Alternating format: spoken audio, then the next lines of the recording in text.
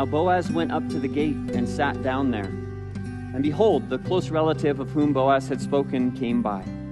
So Boaz said, "Come aside, friend, sit down here." So he came aside and sat down. And he took 10 men of the elders of the city and said, "Sit down here." And so they sat down. Then he said to the close relative, "Naomi, who has come back from the country of Moab, sold the piece of land which belonged to our brother Elimelech. And I thought to inform you, saying, buy it back in the presence of the inhabitants and the elders of my people. If you will redeem it, redeem it.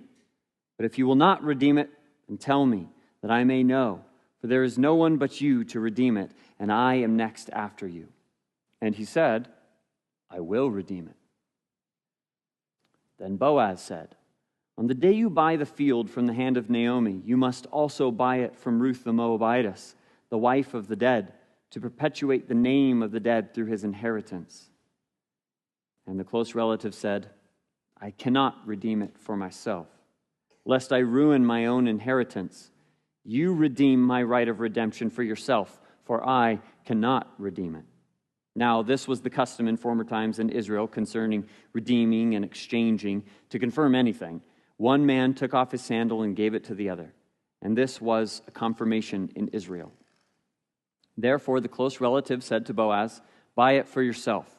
So he took off his sandal. And Boaz said to all the elders and the people, "You are witnesses this day that I have bought all that was Elimelech's and all that was Chilion's and Mahlon's from the hand of Naomi. Moreover, Ruth the Moabitess, the widow of Mahlon, I have acquired as my wife, to perpetuate the name of the dead through his inheritance, that the name of the dead may not be cut off from among his brethren and from his position at the gate. You are witnesses this day."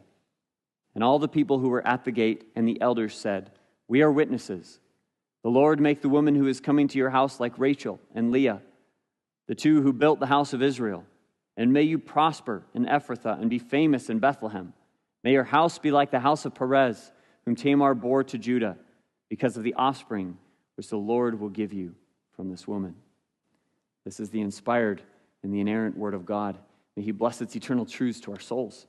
You may be seated, and the children up through third grade are dismissed to their classes.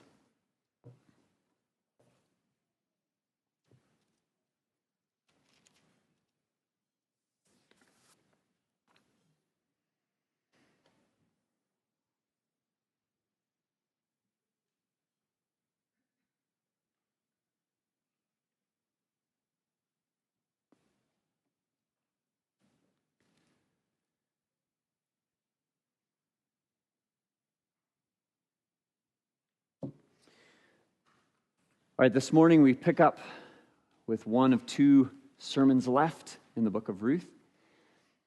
We've left Ruth wondering what will happen. Right? She's been brave and courageous, virtuous the night before. She's gone and followed the voice of Naomi. She has asked Boaz in verse 9 of chapter 3 that he would take her, his maidservant, under his wings, that he would perform the duty of the Goel. He is her redeemer.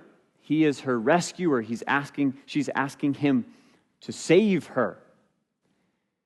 And then at the end of the chapter, she went home and spoke to Naomi, and Naomi said, "Sit still, sit down, wait, my daughter, until you know how the matter will turn out or how it will fall," almost like a picture of the lots being cast into the lap. How will it turn out? Boaz is not going to rest until he has concluded the matter this day. Now, the issue of Hebrew word goel, the Redeemer, the one who's going to come and to rescue her. We haven't really spoken much about that. We could have throughout, but there have been a few different themes instead that we've chosen to draw out from the passages. But we've seen this word a few times. In chapter 2 was the earliest, chapter 2, verse 20.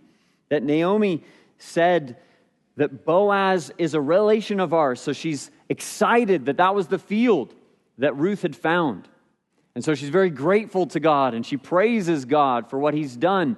And she praises God for what Boaz has done and his kindness to them. She says it's good because this man, this relation of ours, he is one of our goels.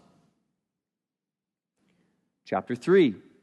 That was the very term that Ruth uses to appeal to Boaz when she asks him to take care of her. I am Ruth, your maidservant. Take your maidservant under your wing, for you are a Goel. And then Boaz sort of went off on that idea in verses 12 and 13. He says, you're right, it is true that I am a Goel to you. However, there is a Goel who's closer to you than I am. So there's this issue of proximity or something about being first in line. Stay this night, and in the morning it shall be that if he, the one closer to you, the rescuer closer to you, if he will perform the duty of a relative, if he will redeem you, good, let him do it. But if he does not redeem you, then I will redeem you. This is all Goel.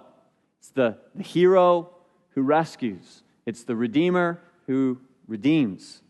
And so, the theme this morning, the thing that we're considering, the main idea, is really a reflection on redemption. So I would say to you this morning, remember your redemption and hope in your Redeemer.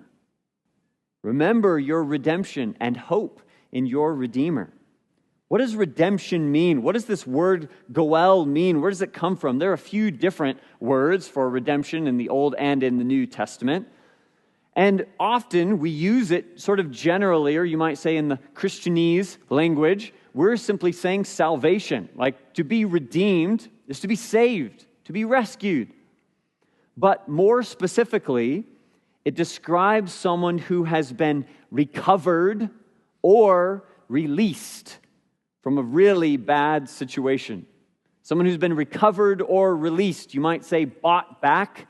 Sometimes that would be related to the recovery or release from a bad situation. So when we speak of this, you have both a subject of the redemption, that is the Redeemer, the one doing the work, and then you have the object of his redemption, of his work, that is the redeemed. Yes, so you have Goel and Goel, like the one that is saving and the one that is being saved. So generally in the Old Testament, when you come across this word, it will be in these sorts of circumstances. Someone is in great trouble, great distress. There are enemies around them. Death is pending. There's been oppression. There's been violence. Think about the Psalms. The Psalms will often cry in this sort of a situation. They say, I need a redeemer. I need a rescuer. So it could just be a bad situation. There are also times, perhaps the family has been the victim of great violence, even murder. They need a redeemer, a Goel, to bring about justice, to sort of chase down the perpetrator and bring justice. That would be the rescuer.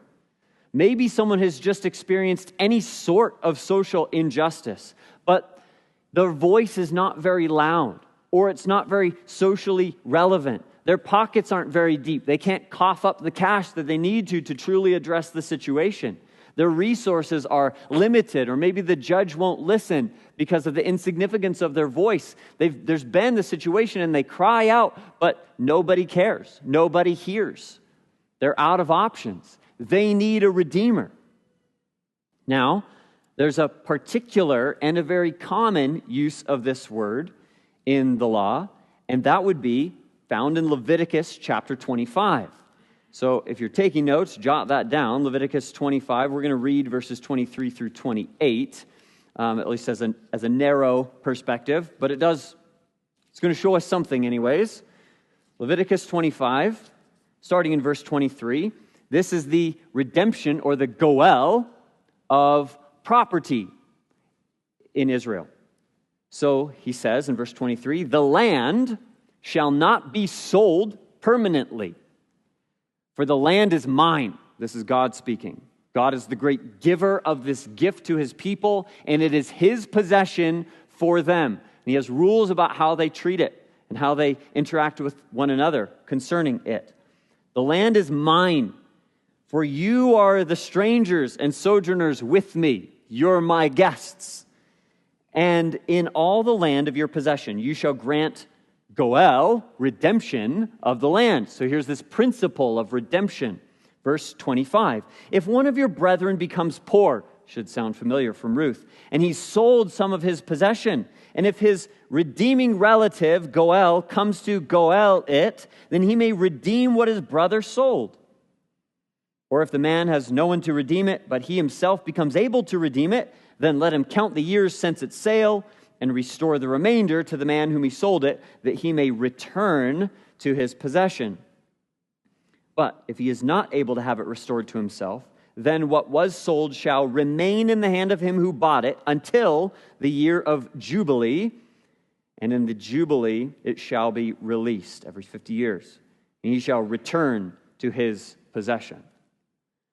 Okay, so God has rules about how his people treat his stuff.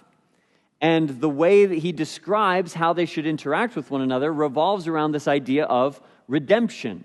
So if someone is incredibly poor and needy, and they say, I don't even have the resources I need to till my own land, I can't do that much, but that wealthy person over there does, I'll sell it to them. Wonderful. So now they've sold their property. Not wonderful. So what do? Well, they might go to somebody near to them, their closest relative, and say, you have resources.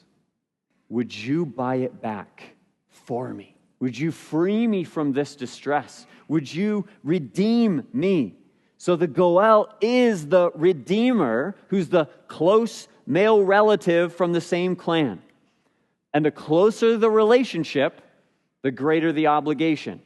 That's a good principle to bring from this text. The closer the relationship, the greater the obligation. So the qualities of the one who need redemption are not too wonderful.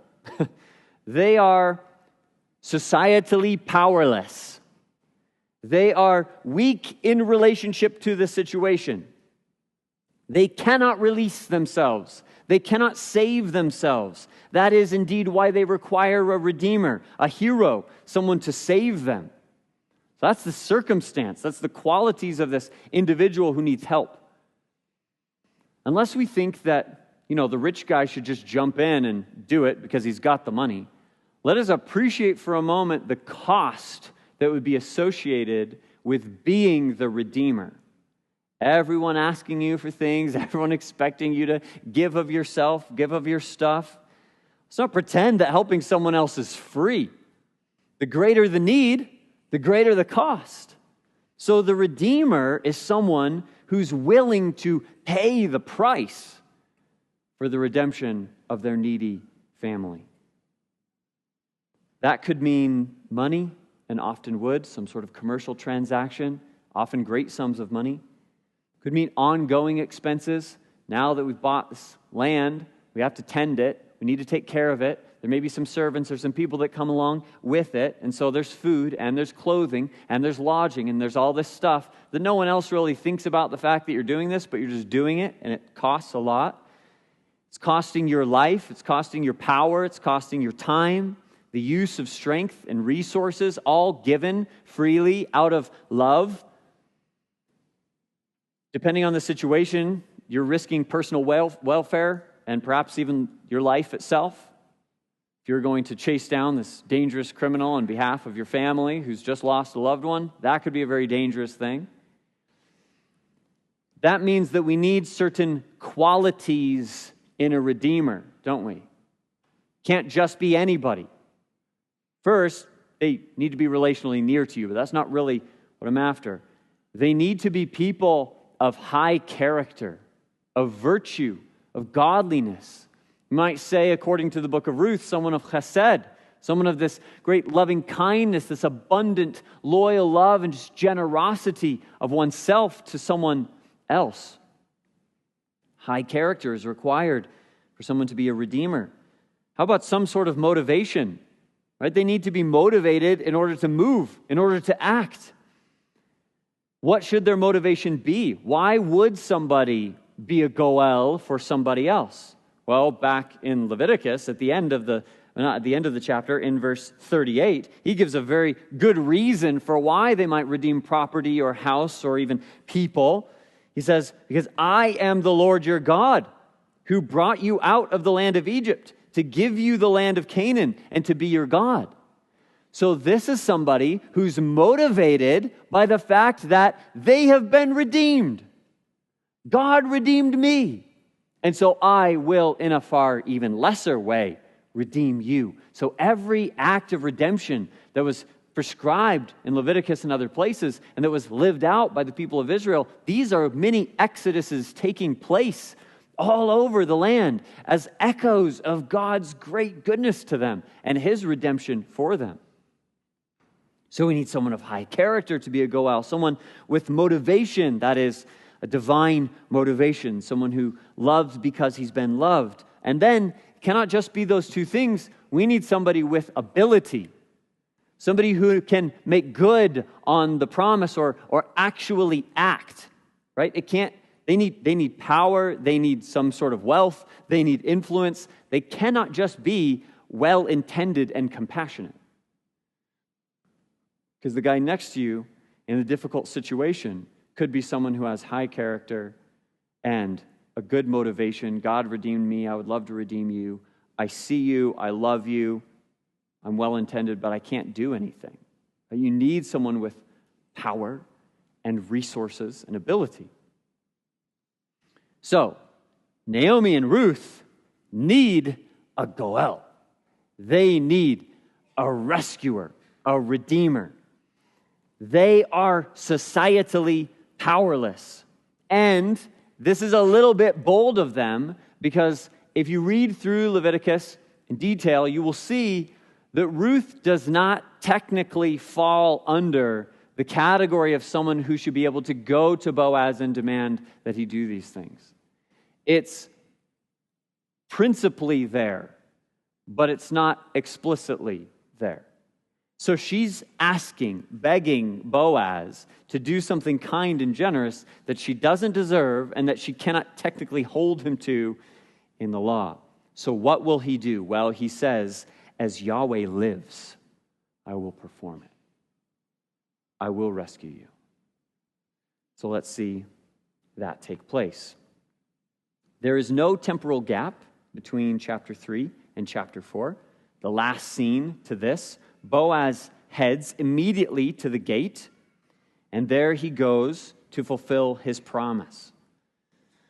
The gateway is a place that was sort of lined with rooms on the sides. They would have there were different functions for these places, but after you walk through the city gate, you're going to see on your right and your left a series of rooms. And those could be militaristically used, where somebody is a defender, or maybe even up on the tower, somebody's a lookout. So we have a place of resources right at the gate. But it was also used very commonly as a place of commerce or administration, a place where the rulers, the elders of the city gather. And the people may even gather around these rooms to hear some of the decisions that are made, where official legal matters are addressed and where disputes are settled. It's where official town business takes place. And so Ruth goes, third person, we'll get there. Boaz goes, and he arrives there with a purpose. Yes, he's just made a promise to Ruth, and he's intending to go and to fulfill his promise. So he goes up to the gate, and he sits down there. Look at this. What's Ruth doing? Well, Naomi just told her to sit down. And now Boaz just heads right to the gate, and he sits down. And then the guy that he was just referencing to Ruth comes, and he says, hey, why don't you come sit down? And then he gathers 10 elders, which is what was necessary to make an official legal decision. He says, why don't you 10 come and you sit down? So everyone's just sitting down. Everyone's waiting to see what's going to happen. After Boaz sits, it's another moment of the providence of God on display in chapter 4. With this word, behold, the close relative of whom Boaz had spoken came by. It's the same word that we saw in chapter 2 after Ruth came upon this 1 in a million field of Boaz, and then, behold, Boaz came from Bethlehem. Someone's like, wow, can you imagine? Look at that. Look what God is doing. And then in the next chapter, when Ruth has laid down at Boaz's feet, and he gets cold in the night, And he's reaching around and behold, whoa, right there, a woman. And now here he's at the gate and wow, just like that, behold, look what God is doing. The exact guy he was just talking about to Ruth shows up. The one man he really needed to see. The close relative, the Goel. And so there's multiple Goels in the story. We know two of them thus far. This is the primary one. He's first in line. He's closest in relationship, so he has the greatest responsibility.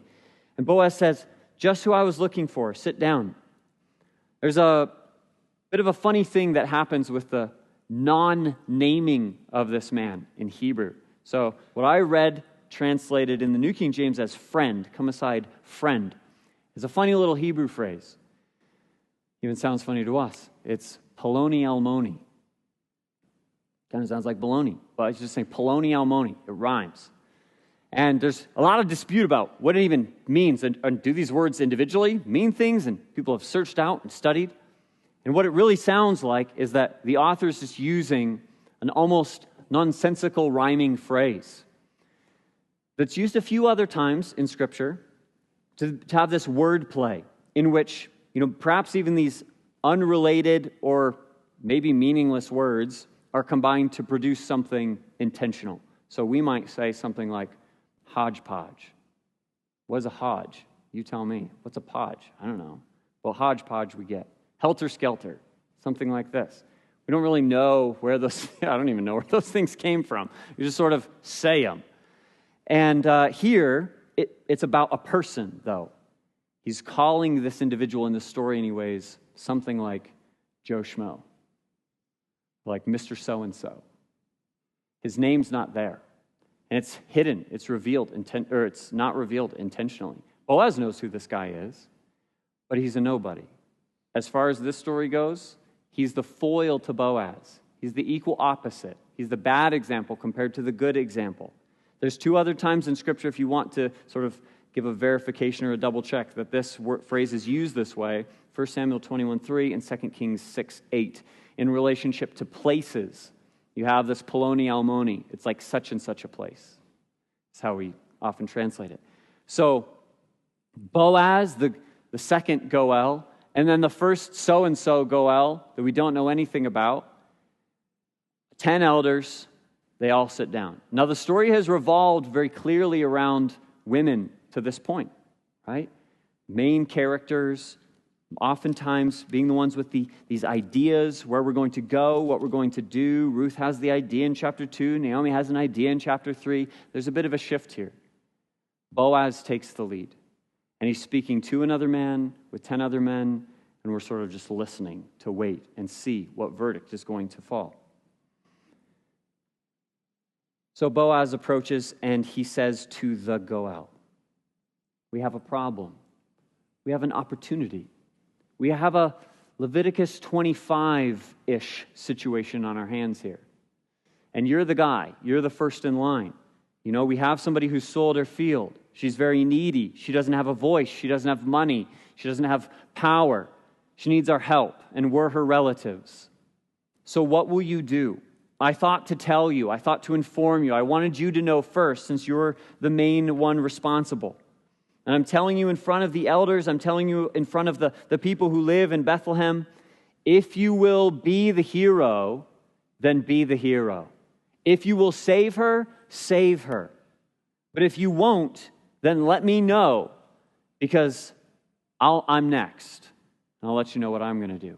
Now, in this situation, the reason we read Leviticus 25, that specific piece we did, is to at least set the stage for the land, because that's what Boaz brings up. It's the redemption of the land. It's Elimelech's property, probably that he sold even before he left as a desperate measure, right? He's trying in a moment of famine to survive, and he just maybe even sells himself. He could have become an indentured servant. He sold his land, is most likely. We don't know. The details aren't spelled out exactly, and the timing of some of these things. But now, Naomi needs help. She needs her land back. She's a place to live that will be cultivated, that will provide something long-term. So, rich relative, first in line, closest to Elimelech, We don't know the relationship to Elimelech. There's a possibility they're his actual brothers. There's a possibility they're further out than that, cousins, uncles, nephews, whatever it might be.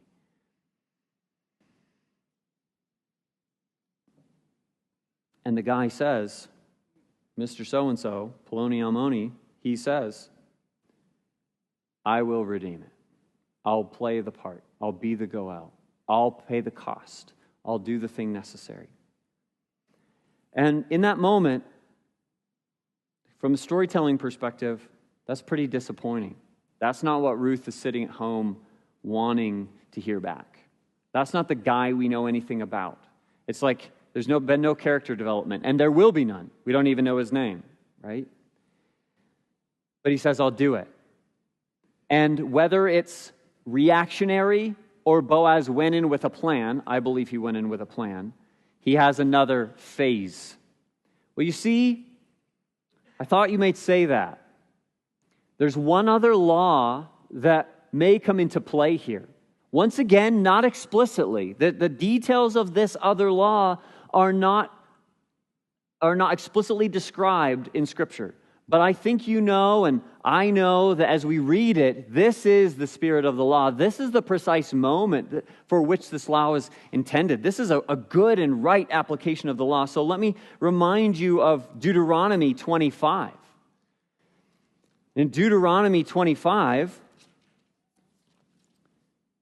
you would read that if brothers dwell together and one of them dies and has no son, then the widow of the dead man shall not be married to a stranger outside the family. Her husband's brother shall go in and take her as his wife and perform the duty of a husband's brother to her. And it shall be that the firstborn son which she bears will succeed to the name of his dead brother, that his name may not be blotted out of Israel. You see, the only thing we care about here, Mr. So-and-so, is not just land.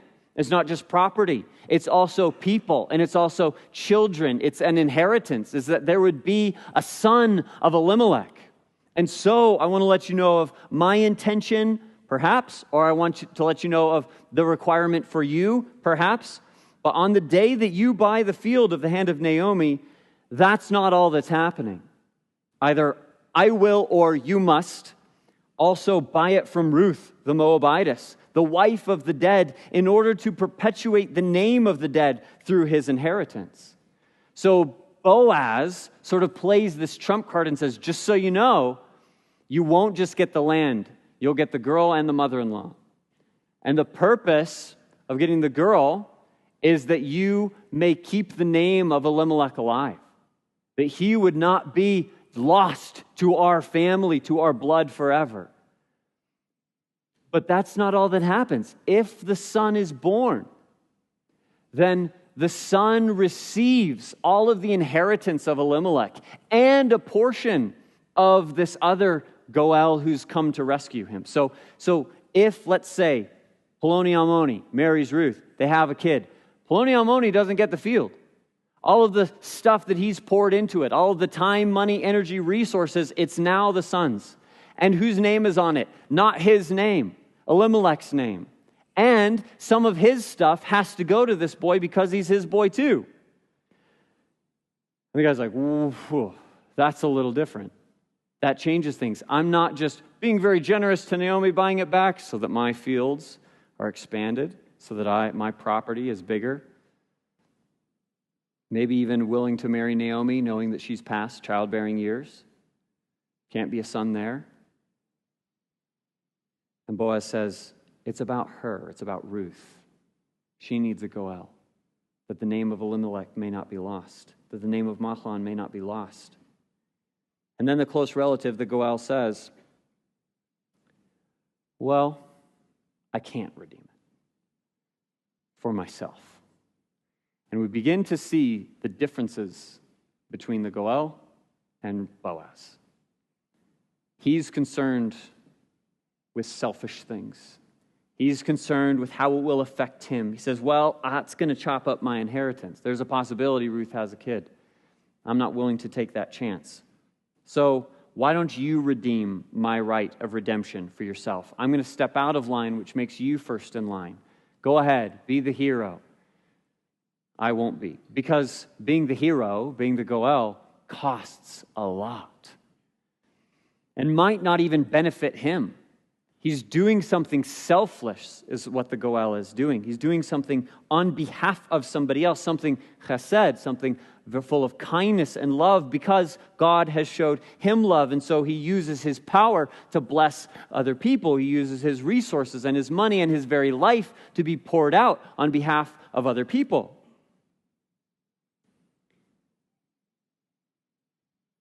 And so, of course, as we know, he just takes off his sandal and gives it to the guy. Doesn't make sense to us, but he says, this is a tradition in the times, they did this was common. They would take off a sandal and give it to the other person. I think from Deuteronomy 25, you would read that they probably just lose a shoe. Like, it's not as though they get to put it back on afterwards. I think the shoe is the deed. The shoe is the title. It's the legal paperwork. Like, I have your shoe. And in Deuteronomy 25, related to the levirate marriage, related to the brother marrying sister-in-law, if he won't do it, then they go before the town, and she goes before the town and the elders, and they try to reason with the guy. And if he refuses, then she spits at him, takes his shoe, and then he's known as the shoeless man. Known as Mr. Barefoot, because he wouldn't do his job. He wouldn't be selfless. And so he takes off his shoe, and he's confirming that he is letting go of his right to be the rescuer. Buy it for yourself. You do it. And so Boaz says to everybody in verse 9, everybody sees what's happened today, right? He's holding up this sandal. Everyone sees that Mr. Nobody has given the right of redemption to me. And so here I stand before you as the Ish Gibor Chayil, as the man of valiance, of great virtue, and I'm holding the right to do what? To bring Ruth to myself. To acquire her, the virtuous woman, as my wife. Why? To perpetuate the name of the dead through his inheritance, that the name of the dead may not be cut off from among his brethren and from his position at the gate. You are witnesses this day. He cares about the name of Elimelech. He cares about the name of Mahlon. He cares about the name of his brothers more than his own. His name may diminish in this whole situation. He doesn't know the end of the story. It won't, but his name could diminish in the situation. And then, of course, the name of the other guy isn't even known. So we have the name working its way through this text, just weaving in the narrative. Somebody that we don't even care to know their name. They just disappear. Get away. Go out. You were never supposed to be here. You should have done your job, but you didn't, so leave. Boaz's name is going to be great, but he doesn't care about it. He says, God has given me this stuff. God has put me in this position. God has shown loving kindness to me so that I could do so to other people. And so here we go. You see, I have the right to do so. That perhaps God would open the womb of my new bride and give her a son. We're not going to look at 11 through 12 this week. We'll look at it next week. It's the last piece of this section before the wedding. But we're going to look at what they all say from verses 11 to the end of the chapter next week. That, with Boaz speaking at the end of verse 10, all of Ruth's conversation, all of Naomi's conversation, all of Boaz's conversation has finished. All we have left to hear is what the people say and what happens. So all of the crowd, everybody else sort of fades out and the crowd takes center stage in verse 11. So, it's pretty easy, I think, to see where we're going to go from here. By way of application, by way of remembering our redemption and hoping in our Redeemer. In the Gospel of Luke, at the end, the last bit, there's a conversation that takes place on the road to Emmaus. So Jesus has died, and Jesus has risen. And the disciples are still sorting out what exactly that means, or if exactly he has risen, what's going on. It's a bit of a chaotic situation, and a sad one, because they've just lost their Jesus, and they're not sure if somebody stole him, or if he's resurrected, then to where? Nobody's seen him, at least not of these individuals. And so they're traveling for 7 miles away from Jerusalem to a town called Emmaus. Two people are talking, and while they're talking, Jesus shows up to them, and he says, "What are you guys talking about?" Say, "Are you the only visitor in Jerusalem this week? You don't know anything that's happened?" He says, "Well, why don't you just tell me? So what are you talking about? What things?" And they say in verse 19 of chapter 24 of Luke, they say to him, "The things concerning Jesus of Nazareth, who was a prophet, mighty in deed and word before God and all the people, and how the chief priests and our rulers delivered him to be condemned to death and crucified him. But we were hoping that it was he who was going to redeem Israel. We thought he would be our Goel. But it's been 3 days, and he's dead. And then he's gone. They couldn't find his body. Some said there were angels. People are saying he's alive. Nobody's seen him. And Jesus says to them in verse 25, "O foolish ones, and slow of heart to believe in all that the prophets have spoken. Ought not the Christ to have suffered these things and to enter into his glory? And beginning at Moses and all the prophets, he expounded to them in all the scriptures the things concerning himself." And so Jesus begins to explain to them about himself as the Goel, about himself as the Redeemer. And so I'm sure he said things far greater than what I'm about to say, but he might have called them to remember the fact that, hold on. You wanted a Redeemer, yes? You wanted Jesus to be the Redeemer. Well, let's just think back for a moment. Let's think about what Moses said. Do you remember in Genesis when God swore himself to Abraham as a close kinsman, as family of Abraham? And he said that they were his people and that he would be their God, that he's the divine one, the mighty one, their very maker, has now aligned himself to them in his generosity and his chesed, his loyal love. Don't you remember that? Well, yeah, we remember that. Yeah, this happened. You remember the Pentateuch, Genesis 17. He's established his covenant, and he said, what about it? That it will be an eternal covenant. So he's basically said, God said that he'll always be your Goel, right? So, right. We thought that would be taking place through Jesus, but he died. Well, think back again. Remember, what else did Moses say? What else has happened to our family? Remember in Deuteronomy chapter 7? Why is it that God has done great things for you? Why is it that he redeemed you? Well, because he loves you and because he's going to keep the oath that he swore to your fathers. The Lord Yahweh has redeemed you, brought you out with a mighty hand, and redeemed you from the house of bondage, from the hand of Pharaoh, king of Egypt. Therefore, know that the Lord your God, he is God, the faithful one who keeps a covenant and mercy for 1,000 generations with those who love him and keep his commandments. My friends, redemption is based on the loving kindness of the Redeemer, not the strength of the redeemed. He hasn't favored you because you're strong. The covenant and the mercy of God are these eternal realities that are rooted in himself. Therefore, has not every historic act of redemption, namely the Exodus, but every moment after that, hasn't that all proved his forever faithfulness? Hasn't he assured you that he is a mighty rescuer, that he will do whatever it takes to save you? So your weakness and your need, and even now you're being governed by Rome, is that not the primary place, a wonderful place for a person who needs redemption to sit? Why are you so worried?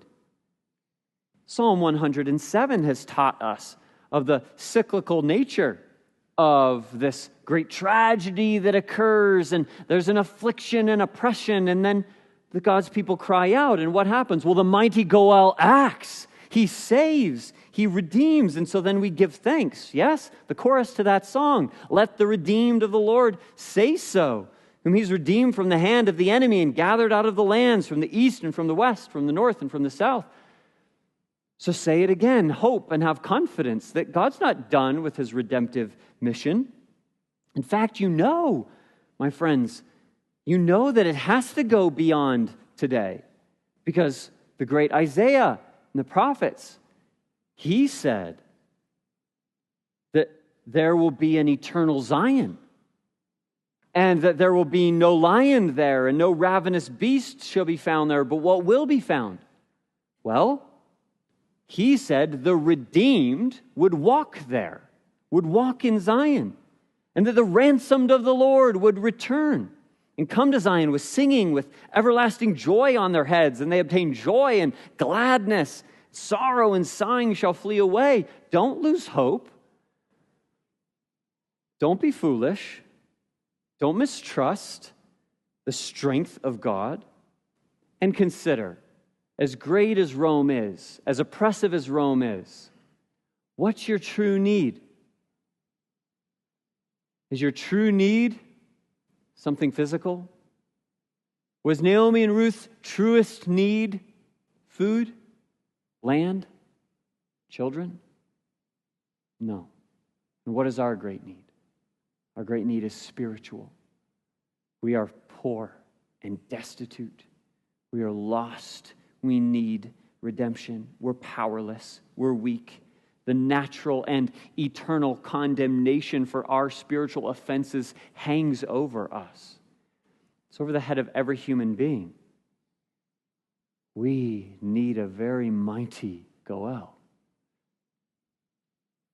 And so as Jesus is interacting with these two people, they later on say that is this why we were stirred? That while he opened up the scriptures to us, our hearts began to burn, hearts began to remember that indeed, yes, the poor and afflicted, whether that's physical or that's spiritual, they have someone who's going to plead their case. They have someone who is of good character. They have someone who is mighty in ability. They have someone who has promised himself to them. They have all of that in God. And so we, as we sit here in great need of redemption because of the law that hangs over our heads, because of the fact that we are sinners and we deserve an eternal condemnation, then we know without a rescuer we're dead. But this can't just be any sort of normal Old Testament rescuer. This has to be someone truer and greater. This has to be someone with divine strength and ability, someone with divine righteousness, someone even who's prophesied that he could not only substitute himself for one person like Ruth for or Boaz for Ruth. No, he can rescue thousands upon thousands. He can rescue an entire people for himself. He can rescue millions. How is that? Because of who he is and from whence he has come. That he is the one speaking to the two strangers on the road to Emmaus. He's speaking about himself, that Christ has redeemed us from the curse of the law because it was easy. Because it didn't cost that much, so he was willing to do it. Because, well, he has all these riches anyways, he may as well throw a few shekels our way. No. He became cursed. Cursed is everyone who hangs on a tree. Why did he do this? To redeem those who are under the law, that we might receive adoption as sons. It was the very blood of God. It was the very righteous blood of Jesus that had to be shed for the remission of sins. Without it, there is no rescue. We had hoped that he was the one who would redeem Israel. Yes, he is the one who redeemed Israel. He is the mighty one to save, the one who fulfilled all righteous requirements, the one who walked in the ways of God, for he was God and is God, the one who gave his life in atonement for sins, the one who looked upon you when you were desirable? No. When you looked good because you were a young wife who may bear him many sons? No. One who is barren, one who is a nobody, one who is a foreigner. The love of God has been poured out on us while we were righteous? No. While we were yet sinners, Christ died for us. And so we wash ourselves in these truths and we rehearse the fact that we should, as the redeemed, say so. We should sing aloud his praises because he bought us at great cost to himself. So high a cost that right beforehand he's sitting in the garden and pleading with the Father that if there's any other way, let's do that. Yet not my will, but your will be done. And then he marched with bravery and virtue and courage to the cross. He was beaten, he was torn, he bled out on the cross on your behalf. The mighty Goel paid the price to redeem his people. And what are the implications of that? What are the implications for Ruth? She's saved. She's rescued. She has been provided for. She does not need to fear the future. She is secure. We have received in Christ an inheritance from God. Yes, even an inheritance that is of God. We've received his presence. We've received adoption. We've received forgiveness. Your sins have been removed as far as the east is from the west. And so our hearts hope in Jesus, the mighty Goel. I'll leave you with this. It's a quote from a man named B.B. Warfield. He says, "There is no one of the titles of Christ which is more precious to Christian hearts than this, Redeemer." It gives expression not merely to our sense that we've received salvation from him, but also to our appreciation of what it cost him to procure salvation for us. Whenever we pronounce it, that is, Jesus is our Redeemer, whenever we say that, the cross is placarded before our eyes, and our hearts are filled with loving remembrance, not only that Christ has given us salvation, but that he paid a mighty price